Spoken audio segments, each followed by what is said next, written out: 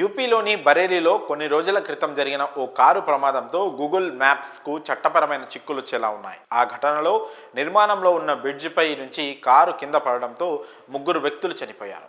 దీనికి సంబంధించి public works డిపార్ట్మెంట్కు చెందిన 4 అధికారులపై తాజాగా కేసులు నమోదయ్యాయి. అటు బాధితుల బంధువులు గూగుల్ మ్యాప్స్పై కూడా కఠిన చర్యలు తీసుకోవాలని పోలీసులకు ఫిర్యాదు చేశారు. ఈ నేపథ్యంలో కారు ప్రమాదంలో తప్పు ఎవరిదన్నది చర్చనీయాంశంగా మారింది. గూగుల్ మ్యాప్స్ చూసి 3 వ్యక్తులు కారుతో వంతెనను ఎక్కినట్టు సమాచారం. అయితే ఆ బ్రిడ్జ్ నిర్మాణం ఇంకా పూర్తి కాలేదు. దాని గురించి తెలియని వ్యక్తులు బ్రిడ్జిపైకి ఎక్కారు. దీంతో కారు ముందుకు వెళ్లి కింద పడి ప్రాణాలు పోగొట్టుకున్నారు. దాతాగంజ్ డిప్యూటీ తహసీల్దార్ ఈ ఘటనపై కేసు నమోదు చేశారు. వంతెన మీదకి మనుషులు వాహనాలు వెళ్లకుండా అధికారులు గట్టి బారిగేట్లు ఏర్పాటు చేయలేదని, వంతెనను సూచించే బోర్డులు కానీ, రోడ్డు అక్కడితో ఆగిపోతుందనే బోర్డులు కానీ పెట్టలేదని తహసీల్దార్ కంప్లైంట్ చేశారు.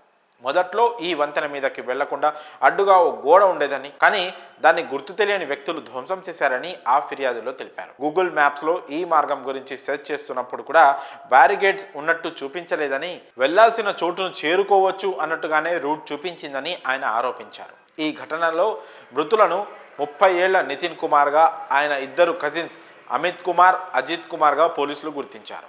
నితిన్, అజిత్ గురుగ్రామ్లో క్యాబ్ డ్రైవర్లుగా పనిచేసేవారు.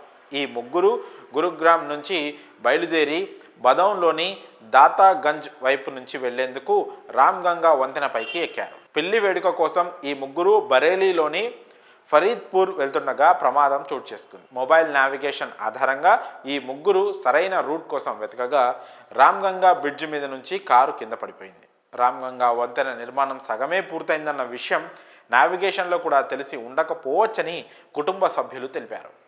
ఆ 3 మరణం తర్వాత కూడా స్థానికులు గూగుల్ మ్యాప్స్ పరిశీలించినప్పుడు అక్కడ రూట్ క్లియర్గా ఉన్నట్టే చూపించడం గమనార్హం. అయితే మృతుల బంధువులు మాత్రం బ్రిడ్జిపై సరైన ప్రమాదక హెచ్చరికలు లేకపోవడంతో పాటు గూగుల్ మ్యాప్స్ వల్లే ప్రమాదం జరిగిందని ఆగ్రహంగా ఉన్నారు. మరోవైపు నావిగేషన్ వ్యవస్థకు సంబంధించి చట్టాలు ఏం చెప్తున్నాయనే దానిపై ఇంకా స్పష్టత రాలేదు. అయితే నిర్మాణంలో ఉన్న బ్రిడ్జిపై బారికేట్లు ఏర్పాటు చేయకుండా నిర్లక్ష్యం వహించినందుకు సంబంధిత అధికారులు బాధ్యత వహించాల్సి ఉంటుంది. ఈ నేపథ్యంలోనే 4 అధికారులపై కేసులు నమోదు చేశారు. ఈ ఘటనపై గూగుల్ ప్రతినిధులు కూడా స్పందించారు. విచారణకు హాజరై తమ వాదన వినిపిస్తామని చెప్పారు. ఏది ఏమైనా అటు అధికారుల నిర్లక్ష్యం, ఇటు గూగుల్ రాంగ్ ఇన్ఫర్మేషన్తో 3 యువకుల ప్రాణాలు గాల్లో కలిసిపోయాయి. గతంలోనూ గూగుల్ మ్యాప్స్తో వాహనదారులు పొలాల్లోకి, నీటి కుంతల్లోకి దూసుకెళ్లిన ఘటనలు అనేకం జరిగాయి. కానీ ఈసారి గూగుల్ మ్యాప్స్ వల్ల 3 ప్రాణాలు పోవడం చర్చనీయాంశంగా మారింది.